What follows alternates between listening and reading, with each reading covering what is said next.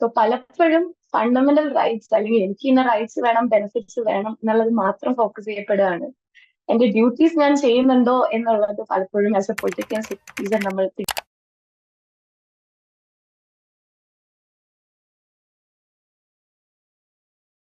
നമ്മുടെ രാജ്യം actually like our country is doing great in so many things. പക്ഷെ ഒരുപാട് കാര്യങ്ങൾ നമ്മൾ ഇപ്പോഴും ലാഗിങ് ബിഹൈൻഡ് ആണ്. അപ്പോ എനിക്ക് മെയിൻ ആയിട്ട് തോന്നിയിട്ടുള്ള കാര്യം, നമ്മുടെ രാജ്യത്ത് നല്ല ടീച്ചേഴ്സ് ഇല്ല ആക്ച്വലി. നമുക്ക് നമ്മുടെ എന്താ പറയാ നല്ല ഹ്യൂമൻ റിസോഴ്സ് ഉണ്ട് നമ്മുടെ രാജ്യത്ത്. പക്ഷേ we don't have great teachers to transform them into great human resource. അത് മെയിൻ ഒരു പ്രശ്നമാണ്. പിന്നെ രണ്ടാമത്തെ ഒരു കാര്യം എന്ന് പറഞ്ഞാൽ, നമ്മുടെ ഇപ്പൊ ഒരു കറന്റ് ഇന്ത്യൻ പോപ്പുലേഷന് കോൺസ്റ്റിറ്റ്യൂഷണൽ പ്രിൻസിപ്പിൾസ് എന്താണ് എന്നുള്ള ഒരു അവയർനെസ് ഇല്ല. Actually what is written in constitution as a citizen what we have to follow. അപ്പോ അങ്ങനെ ഒരുപാട് കാര്യങ്ങളിൽ ധാരണയില്ലാത്ത ഒരു സിറ്റുവേഷൻ ഉണ്ട്. സോ എനിക്ക് തോന്നുന്നു ഈ രണ്ട് കാര്യങ്ങളുമാണ് മെയിൻ പ്രശ്നങ്ങൾ. പിന്നെ ആളുകൾ തമ്മിലൊരു യൂണിറ്റി അതെല്ലാം എവിടെയോ നഷ്ടപ്പെടുന്നു എന്ന് തോന്നുന്നുണ്ട്. ഇതൊക്കെയാണ് പ്രശ്നങ്ങളായിട്ട് തോന്നിയത്. Actually, we do have sufficient programs, policies എല്ലാം like female oriented, gender oriented ആയിട്ട് എല്ലാ കാര്യങ്ങളും ഉണ്ട്. പക്ഷെ അത് റൈറ്റ് ഓഡിയൻസിൽ എത്തുന്നില്ല, അല്ലെങ്കിൽ അതിന്റെ ഗ്രാസ് റൂട്ട് ലെവലിൽ അത് ഇംപ്ലിമെന്റ് ചെയ്യുമ്പോൾ അത് സക്സസ്ഫുൾ ആവുന്നില്ല എന്ന് പലപ്പോഴും തോന്നിയിട്ടുണ്ട്. അതുപോലെ ഇപ്പൊ ജെൻഡർ ഇഷ്യൂസ് എടുക്കുവാണെങ്കിൽ തന്നെ ഇന്ത്യയിലെ ഏറ്റവും മേജർ പ്രശ്നം എന്ന് പറയുന്നത് ആ ഒരു ഡിസിഷൻ മേക്കിംഗ് പവർ ഇപ്പോഴും സ്ത്രീകൾക്കില്ല. അതായത് ഇപ്പോ സ്വന്തം ബോഡി കോൺഷ്യസ് ആയിട്ടുള്ള കാര്യങ്ങളാണെങ്കിൽ പോലും, സ്വന്തം ബോഡിയുടെ കാര്യങ്ങളാണെങ്കിൽ പോലും സ്ത്രീകൾക്ക് ഒരു ഡിസിഷൻ മേക്കിംഗ് പവർ ഇല്ല.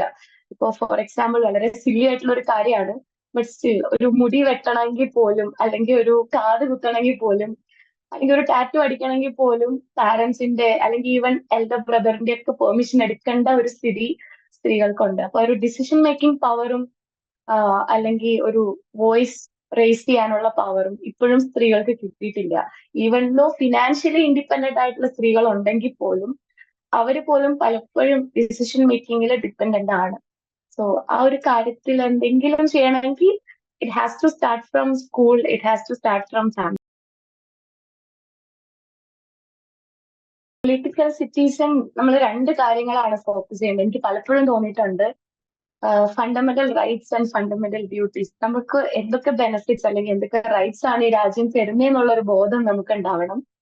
അതുപോലെ അതിനൊപ്പം തന്നെ ആസ് എ സിറ്റിസൺ നമുക്ക് എന്തൊക്കെ ഡ്യൂട്ടീസ് ഈ രാജ്യത്തുണ്ട് എന്നുള്ള ഒരു അവബോധവും കൂടെ നമുക്ക് വേണം. സോ പലപ്പോഴും ഫണ്ടമെന്റൽ റൈറ്റ്സ് അല്ലെങ്കിൽ എനിക്ക് ഇന്ന റൈറ്റ്സ് വേണം, ബെനിഫിറ്റ്സ് വേണം എന്നുള്ളത് മാത്രം ഫോക്കസ് ചെയ്യപ്പെടുകയാണ്. എന്റെ ഡ്യൂട്ടീസ് ഞാൻ ചെയ്യുന്നുണ്ടോ എന്നുള്ളത് പലപ്പോഴും ആസ് എ പൊളിറ്റിക്കൽ സിറ്റിസൺ നമ്മൾ becoming the prime minister for one day. മൂന്ന് സെക്ടേഴ്സ് ഞാൻ പറയാം ആദ്യം. ഏതൊക്കെ സെക്ടേഴ്സ് ഞാൻ ഫോക്കസ് ചെയ്യുന്നത്. ഒബ്വിയസ്ലി ഫസ്റ്റ് വൺ എഡ്യൂക്കേഷൻ ആയിരിക്കും, സെക്കൻഡ് ജെൻഡർ ആയിരിക്കും, ആൻഡ് തേർഡ് ഡെവലപ്മെന്റ് ആയിരിക്കും, like environment, focusing on environment. So education എടുക്കുകയാണെങ്കിൽ ഐ വിൽ മേക്ക്, അതായത് ഇന്ത്യൻ കോൺസ്റ്റിറ്റ്യൂഷൻ എന്ന് പറയുന്നത് ഒരു ചൈൽഡ്ഹുഡ് തൊട്ടത് ഒരു ഫിഫ്ത് സ്റ്റാൻഡേർഡ് തൊട്ട് ഒരു കമ്പൽസറി പേപ്പർ ആക്കി മാറ്റണം എന്ന് ഞാൻ പറയും. കാരണം civic sense is very important and we are lagging behind ആ കാര്യത്തിൽ. സോ അത് ചെയ്യും. ജെൻഡറിന്റെ കാര്യത്തിലാണെങ്കിൽ പലപ്പോഴും നമ്മുടെ സൊസൈറ്റി ഇപ്പോഴും ഭയങ്കര ഇൻസെൻസിറ്റീവ് ആണ്. സോ ഐ തിങ്ക് പല പോളിസീസ് ഉണ്ട്, പല ആൾക്കാരെയും നമ്മൾ വെക്കുന്നുണ്ട് ഓപ്പൺ ആയിട്ട് സംസാരിക്കാനായിട്ട്.